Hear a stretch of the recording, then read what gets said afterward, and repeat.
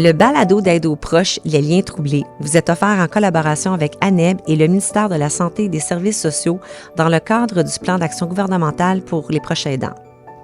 ANEB est un organisme provincial à but non lucratif qui a pour mission première de garantir une aide spécialisée, gratuite et immédiate aux personnes qui souffrent d'un trouble alimentaire ainsi que leurs proches, et ce, depuis plus de 35 ans. Bonjour, je m'appelle Sophie Azito et je suis l'animatrice du balado Les liens troublés et la maman d'une jeune femme qui souffre d'un trouble alimentaire. Tout au long de la série, en compagnie de Josée Champagne, la directrice générale d'ANEB, nous recueillerons des témoignages et rencontrerons des spécialistes des troubles alimentaires dans le but premier d'offrir des outils aux proches.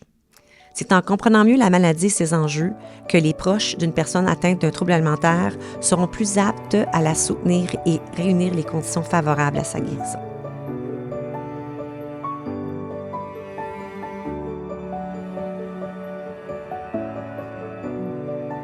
L'hospitalisation pour les troubles alimentaires peut être une étape difficile et angoissante.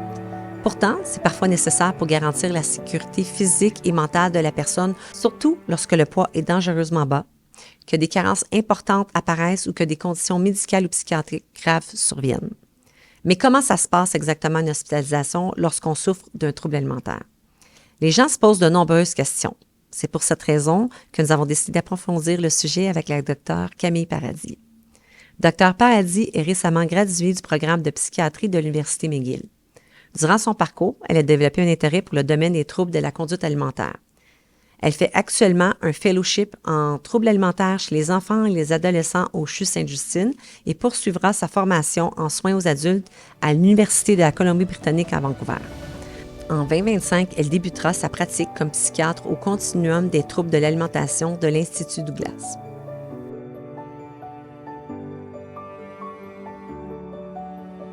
Camille, on revisite aujourd'hui l'hospitalisation qu'on a déjà abordé dans notre première série. C'est un sujet qui apporte beaucoup de questionnements au niveau des proches. Puis même la personne qui souffre d'un trouble alimentaire, c'est une grosse étape souvent, tu sais, qui essaie d'être évitée. Puis on sait qu'il y a une gravité qui est autour de ça quand la personne doit être hospitalisée. Qu'est-ce qui justifie qu'il y a une hospitalisation pour un trouble alimentaire, Camille? Donc, il y a plusieurs raisons pour lesquelles on pourrait choisir d'opter pour la voie de l'hospitalisation.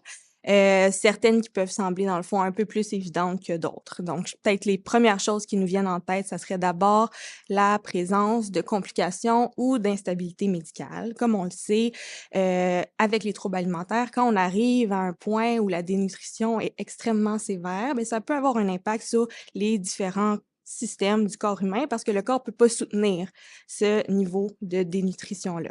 Puis là, donc, affecter le système cardiovasculaire, le foie, les électrolytes dans notre corps. Donc, si il y a élément donc de cette instabilité médicale, puis que s'il y a quand même une urgence d'agir, si on laisse ça aller, ben il y a même peut avoir des risques là, d'évoluer vers la mort. Donc, vraiment, là, il faut agir. C'est bon que tu le mentionnes parce que on n'est pas là pour faire peur, on est là pour dire les vraies choses.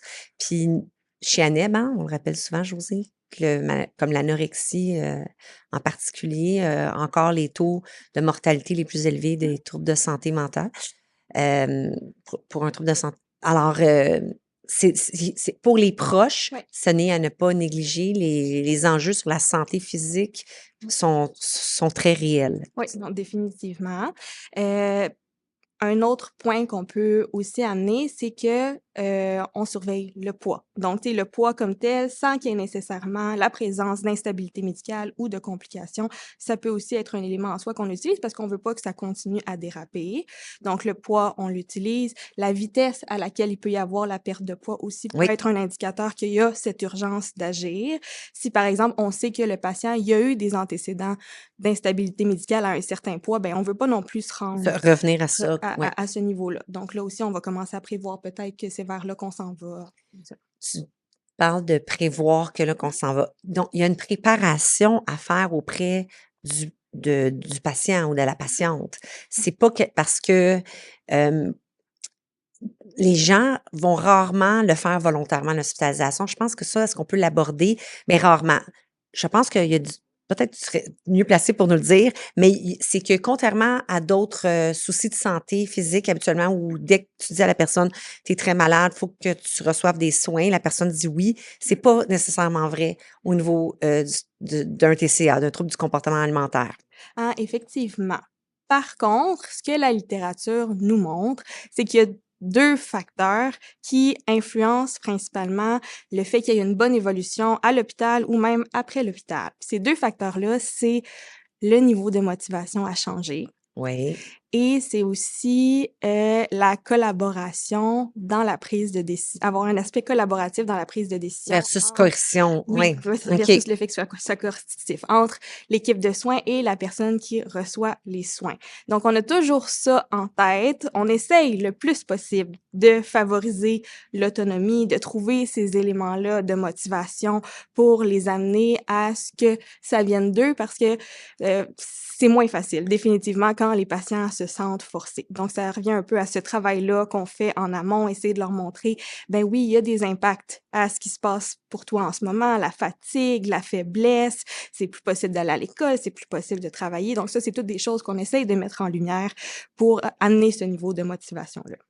Mais il y a certaines fois où les symptômes physiques, tu peux pas attendre la motivation de la Non, personne. effectivement, C'est là qu'on ouais. ben oui, c'est possible. Puis dans de rares cas où, même quand le patient est mis devant ses complications Ouais, pour médicales, minimiser la les sévérité. facteurs d'instabilité, va se dire: «Ah ben non, j'ai pas l'impression que c'est si pire que ça, puis, ben je refuse». Donc effectivement, on essaye d'y avoir recours le moins possible, mais c'est possible de parfois mettre des mesures légales, soit pour, que la personne reste à l'hôpital ou que la personne reçoive les traitements parce il y a une limite à, Ouais, ouais, heu, ouais, ouais, c'est là, c'est tout là, j'imagine, le côté d'enjeu de santé mentale où tu vois que c'est ça qui empêche la personne de prendre la meilleure décision pour sa santé physique aussi.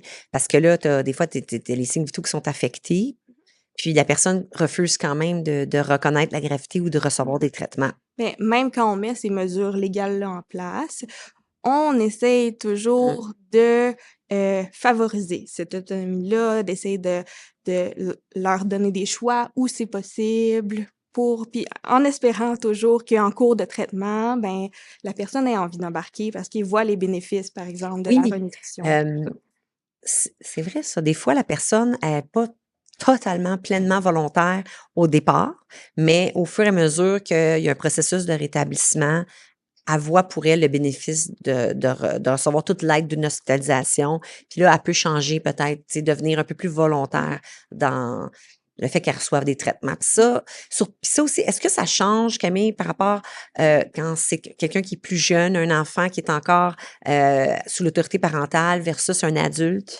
Oui, en fait, quand on parle de traitement volontaire ou pas, l'espèce d'urgence médicale, il y a quand même une différence à faire entre les soins offerts aux adultes et les soins dans un contexte pédiatrique. Oui, Heu, Parce qu'il y a comme une mesure additionnelle qui est la loi de la protection de la jeunesse, qui nous permet effectivement aussi d'hospitaliser par exemple ou traiter quelqu'un, hem sans qu'il y ait consentement, si c'est évident qu'il y a un impact sur le développement de l'enfant.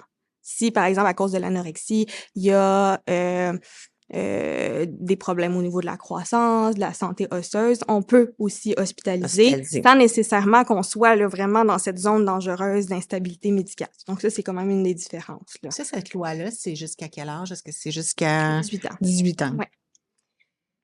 Une des questions qui revient souvent, Camille, c'est comment vous évaluez la durée de l'hospitalisation? Puis qu'est-ce qui va influencer le temps qui va être passé à l'hôpital? Ça, c'est comme, la grande question. Ouais. Je pense que surtout les patientes et les patients, ils veulent le savoir, hein. Ils Ah aimeraient oui, ça qu'on on se le Et fasse les dire. proches. On Ouais, l'entend ouais, souvent, on l'entend à répétition, ouais. en cours d'hospitalisation, dès la première journée, après ça. Puis je comprends, hein, tu sais, c'est un environnement où, tu sais, c'est difficile, Oui, d'avoir le contrôle. Ils vont souvent nous dire: «Ben là, le plus longtemps je reste ici, vous allez me faire prendre du oui. poids». C'est ça, mais c'est Ça ça génère beaucoup l'anxiété. d'angoisse, là. Ouais, Ouais, ouais, ouais. puis malheureusement, ce que je leur dis, c'est qu'on n'est pas très bon pour prévoir, pour faire des promesses, pour dire d'avance ça va durer tant de temps. Puis ça, c'est à cause de la nature un petit peu imprévisible de la maladie. Est-ce que tu peux élaborer là-dessus? Ben oui, bien sûr. Donc, on sait, là, le rétablissement, c'est pas une ligne droite. Ça vient un petit peu en dents de scie.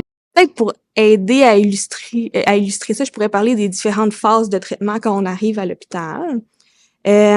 Donc, d'abord, il va souvent y avoir une phase de stabilisation médicale, dépendamment de C'est l'état votre priorité numéro un. Oui, c'est vrai. de l'état dans lequel le patient nous arrive. Donc, ça va sûrement être souvent dans cette phase-là où il va y avoir une surveillance accrue, par exemple des signes vitaux, des prises de sang faites régulièrement. C'est souvent dans cette phase-là où les patients vont être en repos au lit. On va limiter le plus possible l'activité physique parce que le corps a besoin de se reposer. Donc ça, c'est comme la première phase. La deuxième phase, c'est celle de réintroduction de l'alimentation. Oui, parce qu'on s'entend qu'il n'y a plus d'alimentation normale. Non, exactement. Personne, juste même s'asseoir, prendre un repas, c'est un défi. Oui, c'est dans l'environnement supervisé de l'hôpital, avec des repas qui sont supervisés par l'équipe médicale, soit de façon individuelle ou en groupe, dépendamment du niveau de support que le patient a besoin à ce moment-là.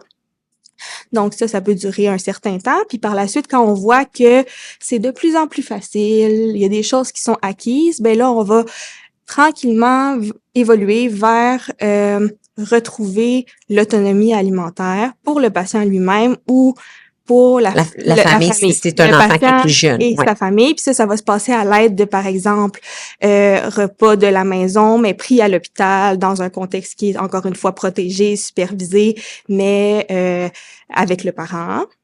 Ou à l'aide de congés temporaires de différentes durées, des collations, un repas de plus. Oui, bon, ils retournent à la maison, puis là, ils essaient de garder les mêmes comme bonnes habitudes qu'ils sont en train de prendre à l'hôpital, à la maison. Remettre le plan qui a été mis à l'hôpital en place à la maison. Puis là, quand je dis c'est difficile de prévoir, ben il y a beaucoup de choses qui nous sont inconnues. C'est possible que, dépendamment comment le corps réagisse, la première phase prenne beaucoup de temps. Le rythme cardiaque prenne du temps à se rétablir. C'est possible que quelqu'un passe au travers des premières phases avec une certaine aisance, une certaine facilité, mais finalement, le retour à la maison, c'est là où il y a plus de difficultés. Donc, il y a comme tellement de facteurs qui font en sorte que c'est très difficile de répondre à cette question-là. Je pense que ce que j'aurais le goût de dire, c'est aussi se rendre à ce niveau-là où est-ce que ça t'amène jusqu'à l'hospitalisation, ça s'est quand même pas fait en 2 semaines souvent là. Il y a eu des restrictions ou c'est l'hyperphagie ou la boulimie, je veux dire sévère. Il y a depuis un temps pour que le corps soit vraiment à un niveau où est-ce qu'il a besoin d'être hospitalisé. Il faut prendre ça en considération pour savoir aussi que l'hospitalisation, ça va pas le pas vers le rétablissement ne se fera pas non plus en 2 semaines. Ça s'est installé et il y a eu des démarches qui ont été faites sur une période assez longue, mais ça demande une patience. Mais je le dis, je pense plus en gérant les attentes des proches. Parce que quand notre proche est hospitalisé, ben nous aussi, on le sait que la personne aussi, elle peut être là, puis elle se sent très souffrante parce qu'il y a une perte de contrôle, puis c'est une maladie de contrôle.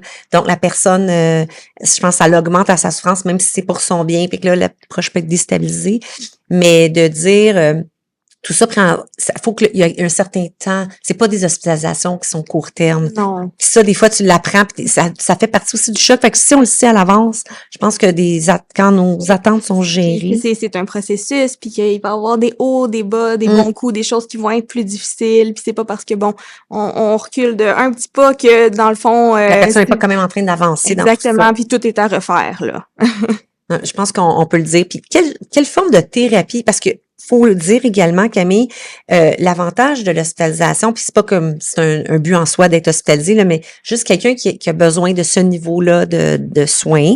C'est des équipes, une équipe complète là, avec des spécialités différentes qui encadrent la personne. Définitivement. Peux-tu nous en parler un peu comme les genres de thérapie qui vont être offertes? Ben, peut-être la chose d'emblée à clarifier, puis c'est aussi quelque chose que peut-être les patients aiment moins entendre, mais pour les troubles alimentaires, particulièrement l'anorexie, le traitement pour différents aspects, que ce soit les complications médicales, mais aussi le niveau de motivation, l'humeur, les pensées qui sont envahissantes. Le traitement pour ces choses-là, c'est la réalimentation, c'est la reprise de poids. Oui. Ouais. Il faut que la patiente je dis patiente parce que quand même une majorité, mais ça inclut pas les patients, accepte ça. Ouais. Que ça chemine dans sa tête. C'est food is medicine, c'est ça. Oui, il n'y a pas de recette miracle. Oui, puis même, je te dirais, je me permets d'aller là, mais toi étant un spécialiste, tu peux me recadrer si je dis des niaiseries. Quand le poids est vraiment très, très bas, même la médication ne sera pas utile parce qu'il n'est même pas capable d'absorber. Le corps est tellement déréglé, tellement dénutri que vous allez même éviter d'aller vers ça. C'est vraiment, il n'y a qu'une médication qui existe, c'est la réalimentation. Oui, les patients vont nous dire, mais non, mais c'est pas avec ça que j'ai besoin d'aide, c'est mes pensées. Je règle ça, le raisonnement. C'est ça, alors que dans les faits, c'est pas exactement le cas. Par contre, rendu à un certain niveau de réalimentation, là, où on a plus accès à la personne, ben là, il y a effectivement différentes choses qu'on peut faire pour davantage les aider. Donc oui, il y a la médication, il y a des fois des choses qu'on peut donner, c'est pas une cure pour le trouble alimentaire, mais en support, de façon temporaire. Ou si par exemple, il y a présence d'autres diagnostics psychiatriques qui peut-être nuisent au processus de réalimentation. On en parle dans un autre épisode, la comorbidité. Donc, on peut traiter ces comorbidités-là en essayant de donner un coup de pouce. Ensuite, il y a définitivement du support qui est offert durant les repas même, mais aussi de la thérapie. Ça peut différer d'un programme à l'autre. Les modalités de thérapie peuvent être différentes. Souvent, ça va être individuel ou de groupe, puis essayer d'explorer avec les patients, c'est quoi la fonction du trouble alimentaire, comment je me définis autrement que par le trouble alimentaire, les éléments de dysmorphie corporelle, ces choses-là. Donc ça, c'est quelque chose qui est offert. Il y a certains programmes qui vont aussi offrir des ateliers de nutrition, cuisine, pour essayer de rendre le rapport à la nourriture plus sain. Ouais, donc ça, c'est différentes choses qu'on peut offrir aux patients. Je t'écoute, puis c'est là qu'on voit, Josée, toute la complexité du trouble alimentaire, toutes les facettes qui sont touchées par ça. Ça prend une équipe au complet pour pouvoir venir outiller la personne dans tous les aspects. J'ai une question. Ben oui. Dans le passé, quand la personne était hospitalisée, on éloignait les proches. C'est vrai, ça. Maintenant, c'est plus le cas. Non. Les proches, c'est quoi le rôle des proches quand la personne est hospitalisée? Comment est-ce que vous les impliquez dans le traitement, dans la solution? C'est une bonne question. Là encore, il y a comme une différence à faire, je pense, entre le traitement offert aux adultes et dans les programmes pédiatriques. Parce que, pour les patients adultes, c'est un peu brise-cœur pour les proches, mais le niveau d'implication des proches est un peu défini par le patient lui-même. Si la personne ne veut pas, on peut pas l'obliger à avoir les proches. Non, c'est ça. S'ils refusent qu'on donne de l'information, qu'on les rencontre, tout ça, on a un petit peu les mains liées. Cependant, on le sait que c'est très, très, très, très difficile de faire face à un trouble alimentaire seul. Donc, c'est toujours quelque chose qu'on encourage, que éventuellement peut-être ça va débloquer, puis tu sais leur faire comprendre que c'est un atout de plus dans le fond. Les impliquer. Oui, définitivement. Si le patient accepte, il va être impliqué tout au long du processus d'hospitalisation, que ce soit de l'évaluation au départ, prendre leur point de vue, quelle était la situation là avant d'arriver à l'hôpital, comment est-ce qu'on s'est rendu là, c'est quoi des choses qui ont fonctionné dans le passé, qui ont moins fonctionné. Donc ça, c'est toutes des informations qui sont extrêmement utiles pour nous. Puis tout au long de l'hospitalisation, on les encourage à venir visiter, qui nous donnent encore une fois leur opinion sur l'évolution du traitement. Puis quand on se rapproche, dans le fond, du congé, avec les congés temporaires, les sorties à l'extérieur, ils vont avoir accès au plan alimentaire, au plan de traitement pour pouvoir aider la personne à appliquer ce plan de traitement-là à la maison. Donc, ce qu'on doit retenir, puis autant pour les personnes qui souffrent en ce moment qu'il y a des proches, c'est que les personnes qui souffrent ont avantage à avoir des proches qui soient au courant pour les aider, c'est leur allié. Oui. Puis à ce moment-là, ça c'est pour les adultes, avec leur permission, vous allez comme Oui. inclure les proches comme dans Ben quand oui, puis essayer d'en faire pour d'en eux faire aussi des alliés aussi. Ben oui, Mais est-ce qu'il y a un exactement. accompagnement quand la personne sort de l'hôpital, qui est un moment critique, hein? Nous, Josée, je pense que beaucoup, du côté d'Annette, beaucoup de questions sur la sortie de l'hôpital. Puis surtout, quand on peut penser que la personne était hospitalisée, des fois, c'est en termes de mois. Mhm. Fait que là, dans un environnement qui est très, très encadré, avec des règles, puis là, tu te ramasses, puis ça retombe sur tes épaules un peu. Ouais. Puis les proches, quel genre d'accompagnement et d'encadrement qui se fait à la sortie de Ce l'hôpital? qu'il faut savoir, dans le fond, c'est que n'importe qui va avoir été hospitalisé va se voir offrir un suivi en clinique externe de très haute intensité parce qu'on sait que cette période-là, post-hospitalisation, est extrêmement fragile. Fait que t'es pas laissé du Non, jour au lendemain. exactement. Donc, ça peut être par le biais d'un suivi médical serré. Puis si le patient et ses proches en ressentent le besoin, mais il y a différents autres professionnels qui peuvent être greffés à cette équipe-là. On peut penser à des travailleurs sociaux qui, eux, dans le fond, ont ce rôle-là de supporter les proches, supporter la famille, les aider à mieux comprendre, puis à mieux aider la personne qui reçoit les soins. Ouais, parce que c'est quelque chose qu'on entend beaucoup, nous autres, dans nos groupes de soutien, là, pour les proches, le sentiment d'impuissance quand la personne est de retour après l'hospitalisation. C'est vraiment quelque chose qui revient très souvent. Ben, la personne, elle peut et elle va vivre beaucoup d'émotions à sa sortie. Tu sais, elle aussi, des fois, c'est une perte de repère. C'est aussi, j'imagine, peut-être des fois des pensées ambivalentes où est-ce que là, le trouble alimentaire pense qu'il peut reprendre de l'emprise parce qu'il est moins encadré. Tu sais, si t'es pas, parce que t'es pas nécessairement 100% rétabli quand on n'attend pas que la personne, le reste du rétablissement doit se faire. Oui, dans sa vraie vie. Dans sa vraie vie, c'est ça. Puis d'ailleurs, ça m'amène à la question, Camille, c'est quoi les critères? Il y a des critères physiques, mais aussi des critères, je sais qu'on en a parlé un petit peu, là, mais les critères vraiment que vous recherchez pour dire que quelqu'un a terminé son hospitalisation. Là, t'es prête à retourner dans ton environnement, là, c'est évident qu'il y a une stabilisation au niveau de la santé. Il y a des non négociables. Ouais. La stabilité médicale, ça, c'en est un. Ouais. Puis, il peut y avoir aussi un poids minimal pour une sécurité médicale. Je sais qu'on n'aime pas l'IMC étant même un indice imparfait. C'est quand même avec un qu'on travaille. Contre, on essaie de pas mettre le focus seulement sur le poids. Par contre, c'est un petit peu une des seules données objectives auxquelles on a accès.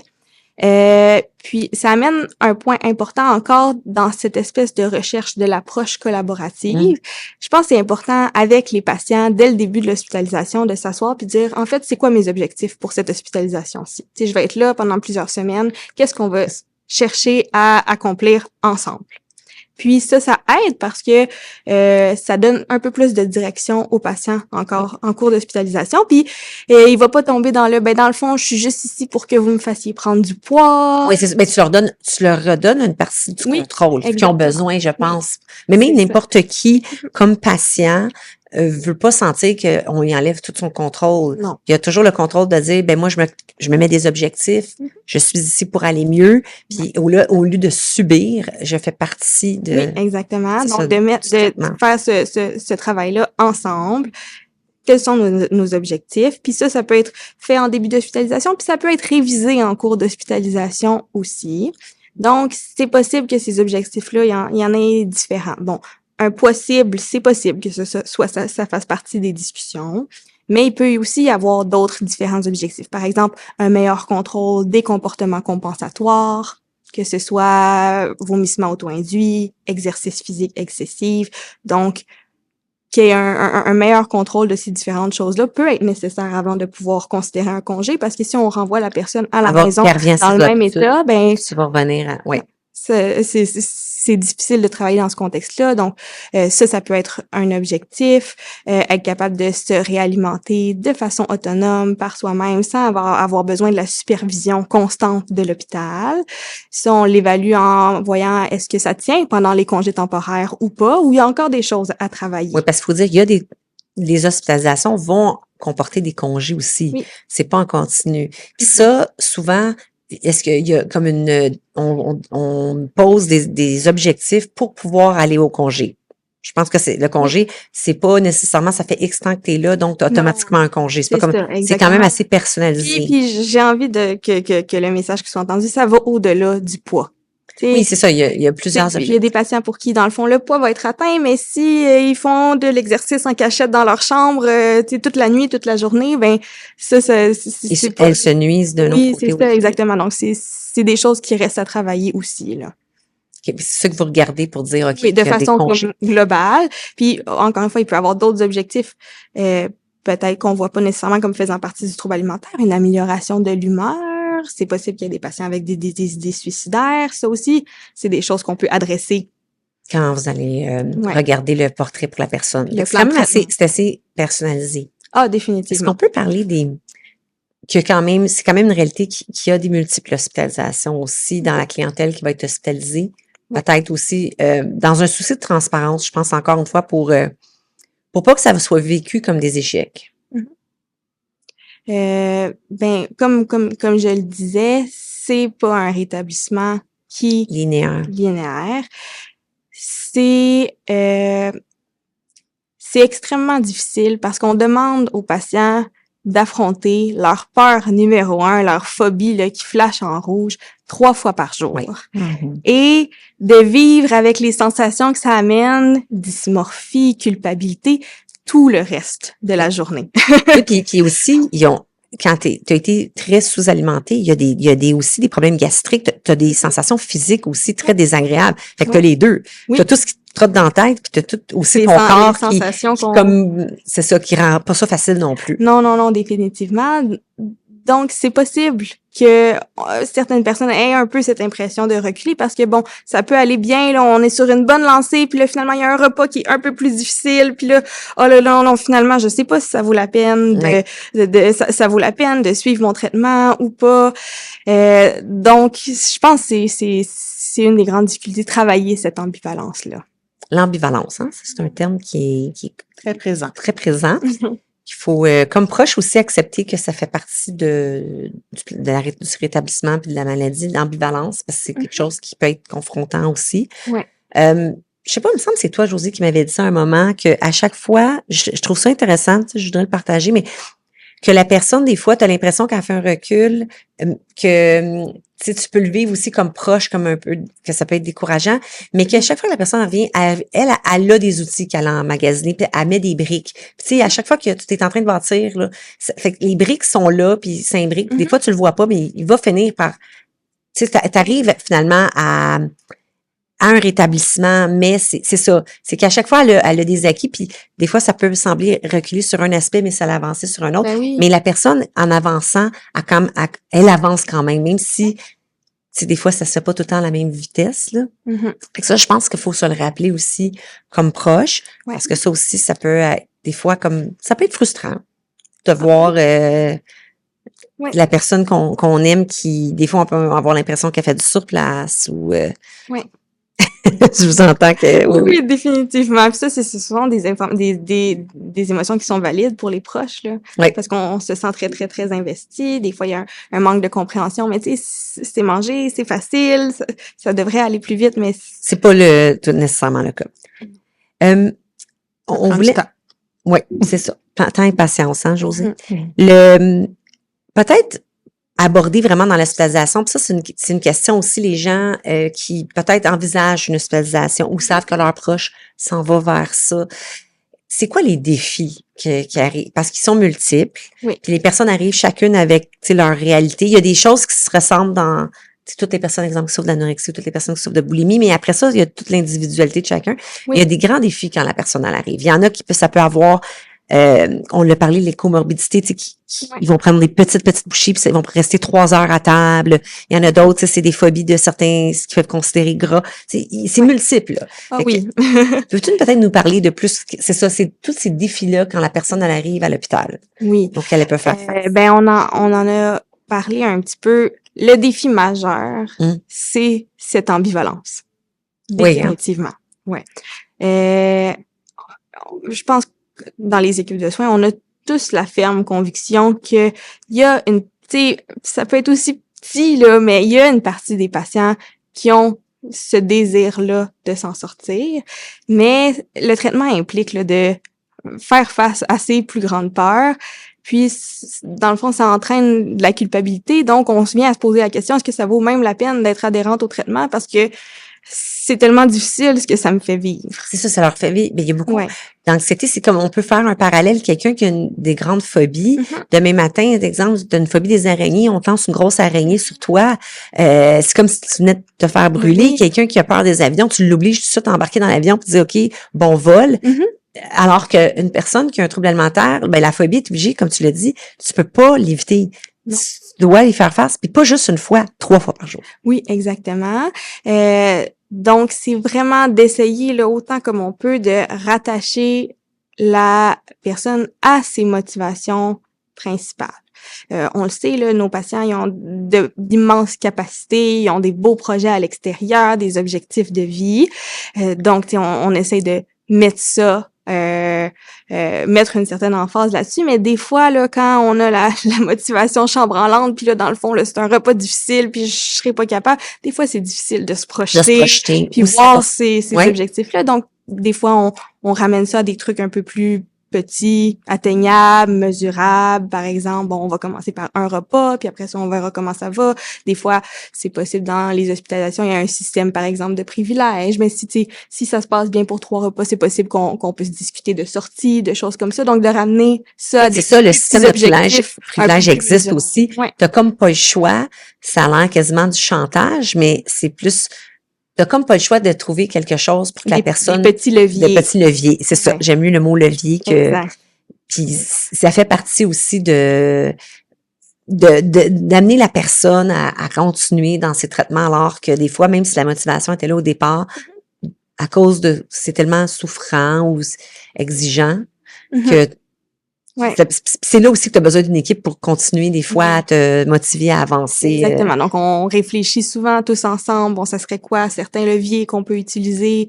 Parce que, bon, pour l'instant, là, cette motivation de l'extérieur, elle est trop loin. Oui. Elle est trop loin, c'est trop abstrait. Donc, comment on ramène ça à quelque chose de plus petit? Donc ça, je dirais, c'est un de vos gros défis. Ouais. Puis j'imagine, parce que vous voyez des cas les plus complexes, quelqu'un ça fait des années qui est dans la maladie, des fois, leur motivation sont pas capables de se projeter dans autre chose parce qu'ils connaissent pas beaucoup autre chose. Parce que la maladie s'est installée depuis que la personne est jeune. Puis la personne, des fois, elle sait même pas comment se définir à l'extérieur du trouble alimentaire. Ça doit être un défi important, ça aussi. Définitivement. Puis là, c'est un exercice de réflexion qu'on les invite à faire, là, tout le temps. Qu'est-ce que je suis, moi, au-delà du trouble alimentaire? Puis là, des fois, on les invite à réfléchir à des choses, tu sais, qui semblent peut-être banales, mais que, dans le fond, on est d'essayer de les mettre sur papier. C'est dans le fond, dans quoi, moi, je suis bonne. Oui. Tu sais, dans quoi je suis bonne? Est-ce que je suis une bonne amie? Est-ce que je suis une bonne sœur? Okay. C'est ça, vraiment des choses de la base, comme tu dis. Oui, c'est ça. Puis là, de voir que dans le fond, c'est difficile de connecter avec ça, mais il y a des choses qui existent au-delà de la maladie. C'est 100% sûr. Ouais. C'est juste que des fois, la personne, elle le voit plus ou elle le voit pas, puis c'est là que tu as besoin des alliés. Oui, non, ça c'est sûr. C'est pour ça qu'on fait le balado pour les proches. Hein, pour aussi, parce que les proches sont des alliés. C'est ça, exactement. Oui, non. Proches, puis à toutes les étapes du traitement du rétablissement. Là. Puis ça revient tout le temps, même dans nos témoignages, on a des témoignages au cours du balado, puis tout le temps, mais il y a même des personnes qui ont souffert d'un trouble alimentaire, qui sont rétablies maintenant, disent à quel point ça n'aurait pas été possible sans leurs proches.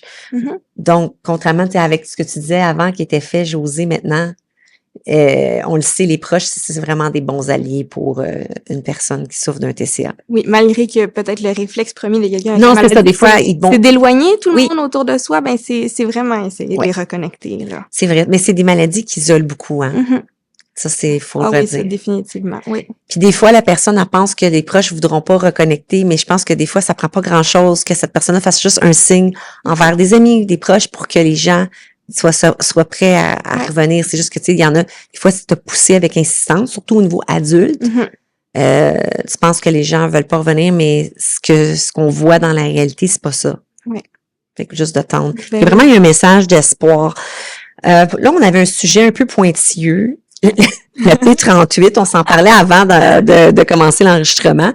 Est-ce que tu as des questions, hein, Josée, là-dessus? Je veux dire, les gens te posent beaucoup de questions, ça revient, les lignes d'écoute, ça revient aussi. Oui, effectivement. Je pense qu'il y a parfois ce sentiment d'impuissance qui est tellement grand chez les proches, où ils ont l'impression qu'ils ont tout essayé, que la personne est plus apte à prendre des décisions pour elle-même. Puis on se fait poser la question, mais qu'est-ce qu'on peut faire? Est-ce qu'il y a des mesures légales, judiciaires qu'on peut utiliser pour amener la personne en traitement? On a peur pour sa sécurité.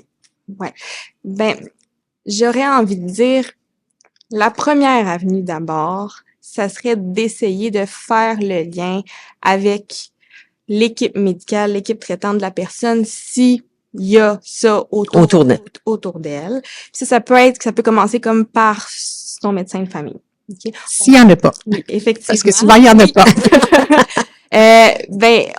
On entend parfois, mais là, ça, c'est un petit peu délicat parce que ça, ce sont des mesures qui existent, pour tous les troubles de santé mentale. Puis, pour être bien honnête, c'est extrêmement rarement utilisé dans les cas de troubles des conduites alimentaires. On peut, par exemple, on en parle dans les nouvelles, avoir entendu parler de la loi P38.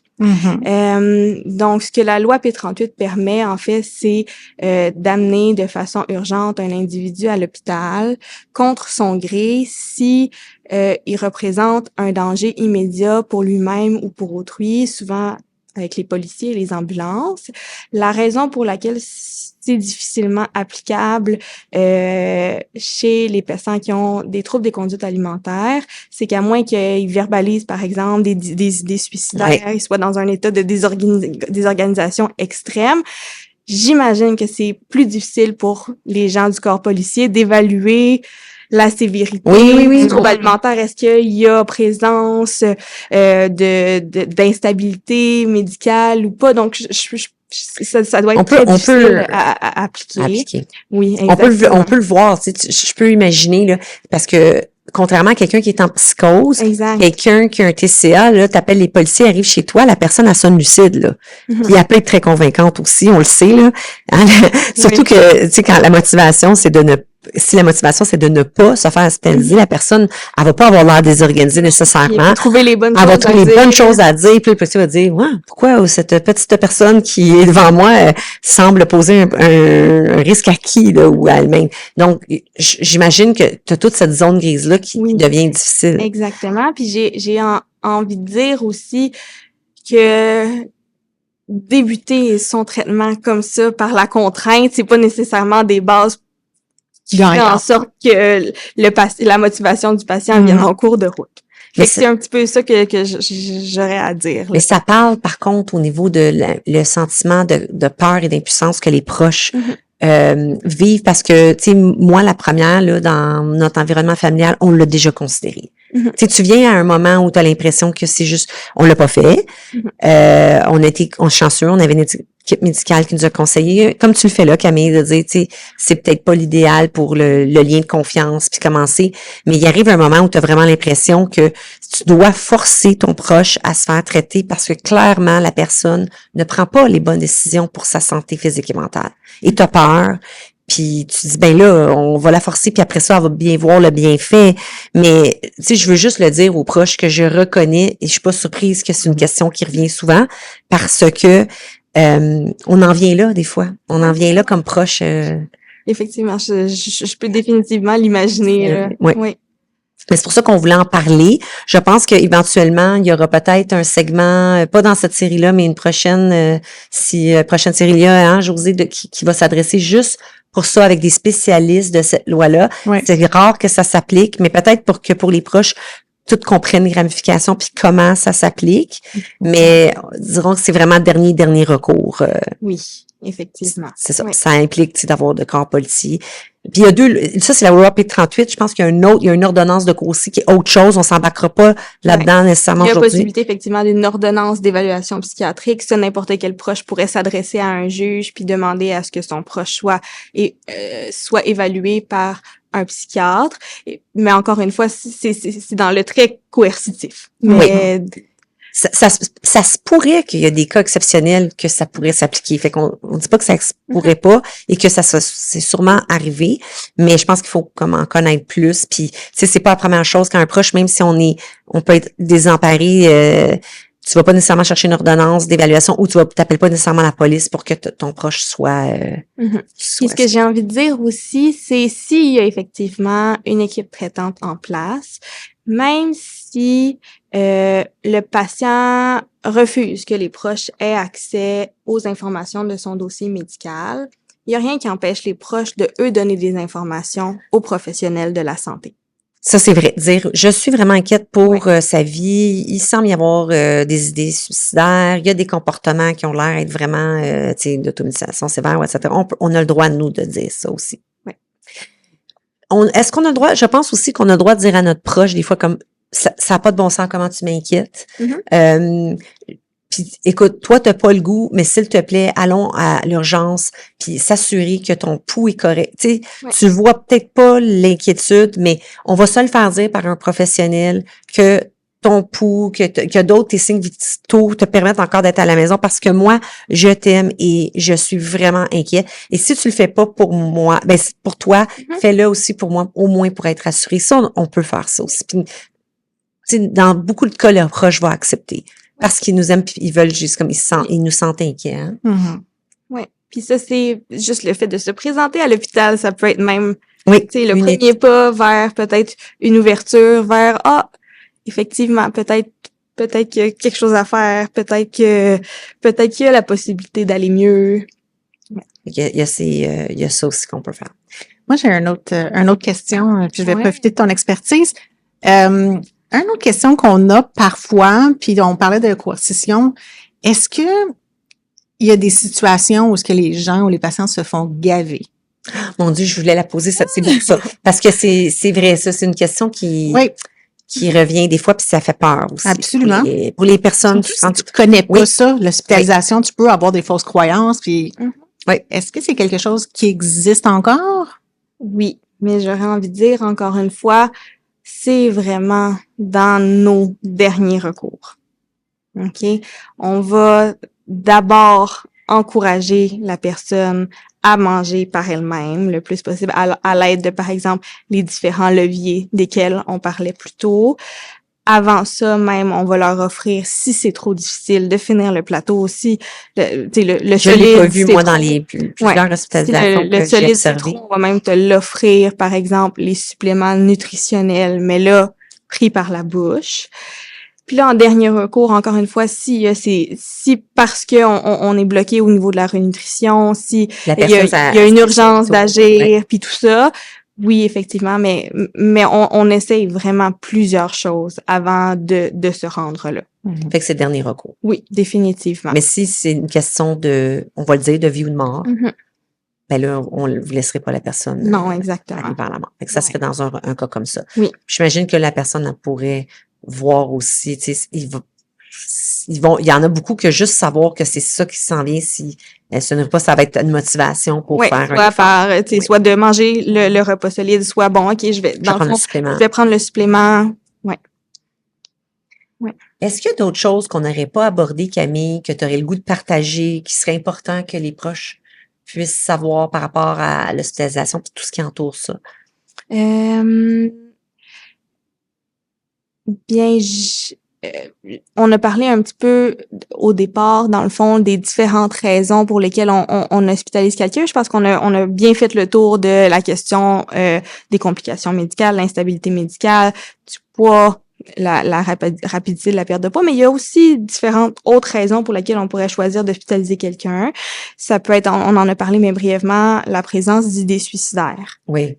Parce que c'est extrêmement souffrant, vu avec un trouble alimentaire. Donc, on procède toujours à l'évaluation. Est-ce qu'il y en a pas? Est-ce qu'ils sont envahissantes? Si c'est le cas, on pourrait choisir la voie de l'hospitalisation. La présence de comorbidités psychiatriques. Comme?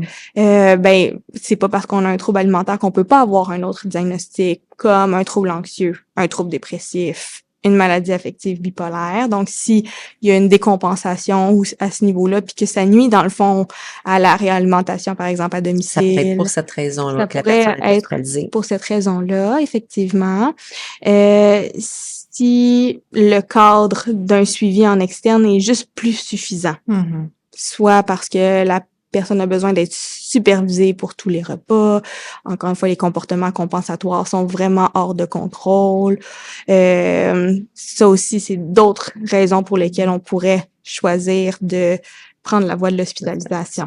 Ouais. Non, mais c'est une bonne précision parce que c'est ça, c'est encore une fois, les TCA, ça touche la santé mentale et ça touche le physique. Fait que c'est très logique que ce n'est pas nécessairement seulement que des raisons physiques qui vont t'amener à l'hospitalisation.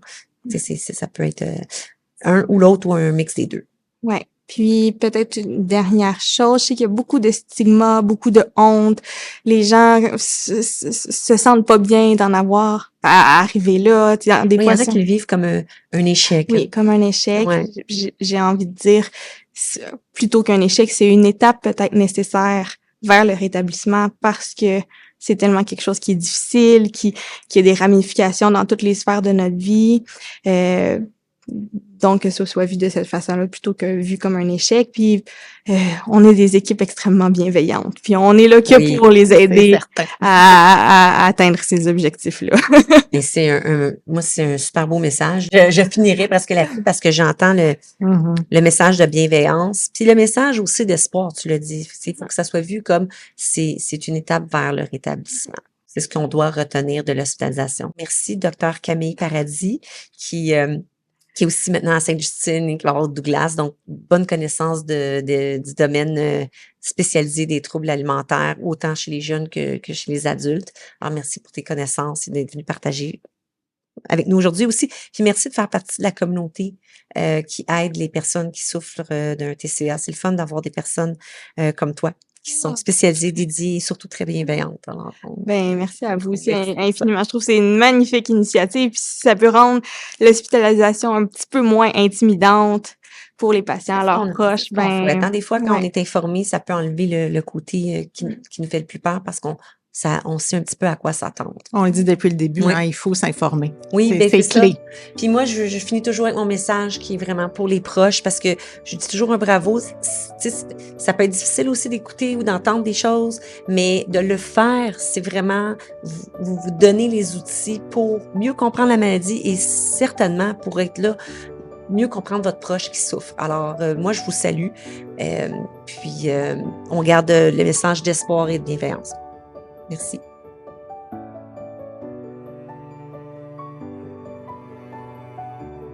Le but de ce balado est d'apporter de l'aide et de l'information aux proches d'une personne atteinte d'un trouble alimentaire. Vous n'êtes pas seul et vous n'avez pas à souffrir en silence.